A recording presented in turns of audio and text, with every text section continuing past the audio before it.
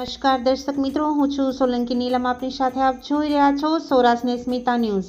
એક નજર કરીએ આજના મુખ્ય સમાચાર પર. થાનગઢના ભાડુલા વિસ્તારમાં નાયબ મામલતદારની ટીમ પર હુમલો કરનાર 2 ખનીજ માફિયા ઝડપાયા.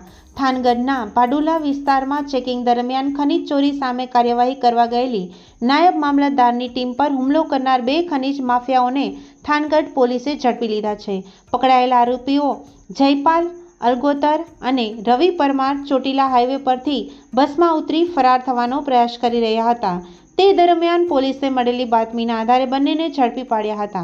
પ્રાપ્ત માહિતી મુજબ ખનીજ ચોરી અંગે દરોડા દરમિયાન બંને આરોપીઓએ સરકારી ફરજ બજાવતા અધિકારીઓ પર હુમલો કર્યો હતો.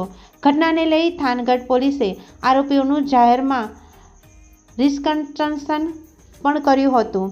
પ્રશાસન અને પોલીસની સંયુક્ત કાર્યવાહીથી ખનીજ માફિયાઓ સામે કડક વલણ અપનાવવામાં આવ્યું છે, જેના કારણે વિસ્તારમાં ગેરકાયદેસર ખનન કરનારાઓમાં ફફડાટ ફેલાયો છે. આ પ્રકરણમાં મુખ્ય ખનીજ માફિયા ભરત અલગોતર હજુ ફરાર હોવાનું જાણવા મળ્યું છે અને તેની શોધખોળ ચાલુ છે. રિપોર્ટર સુનીતા જમનાપરા.